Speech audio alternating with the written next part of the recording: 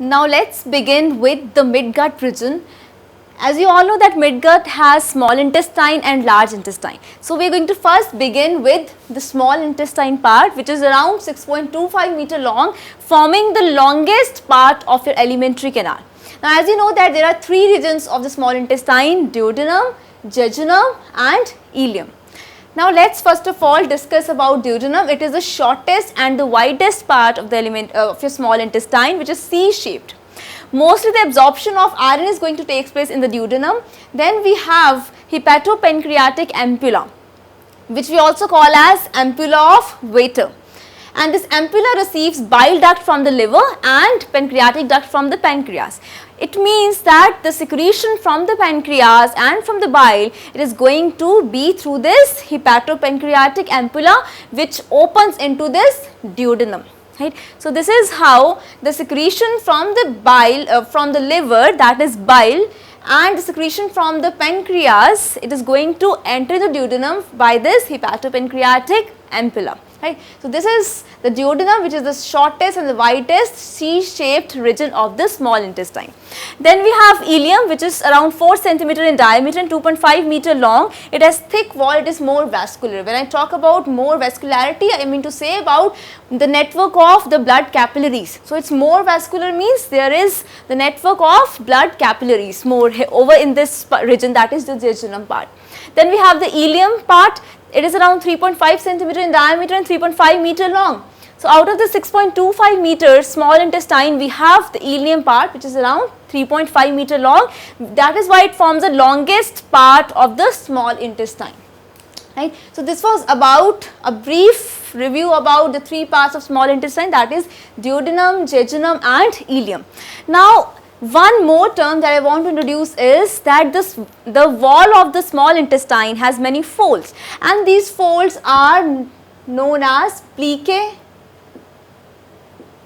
circulares, or you can also call them as walls of Kerckring. Walls of Kerckring, plicae circulares or plicae circularis or walls of Kerckring. Right.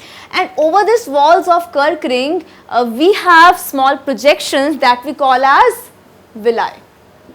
We call them as villi. We will just see the structure of this villi, right. Just see in the image. We have small intestine, right. The small intestine has these folds, as you can see, and if you see an enlarged image of this, we have the villi. And this villi internally, you can see that they have epithelial cells, the network of this capillary lacteal, which is the lymphatic duct. Then we have, you can see over here, this network of veins, artery and lymphatic duct. So this is the main site for absorption of the nutrients. This is where the nutrients are going to enter into your bloodstream from this villi because of this network of vein, artery and lymphatic duct. Right. So on this surface, we have other projections also, means on villi we have the projection that we call as microvilli, right. So villi also have these microvilli. Then this is another image where you can see the circular folds, right, the three these layers. In fact, we have serosa, we have the muscularis, which is composed of the longitudinal muscles and circular muscles, submucosa and mucosa, right. And this mucosa contains which layer? This epithelium. So we have the circular folds, right, in the innermost layer of the small intestine. The circular folds are what? I am repeating again and again, don't forget that they are plicae circulares or the walls of Kerckring, right. Then we have at some places in the small intestine the nodules of lymphatic tissue.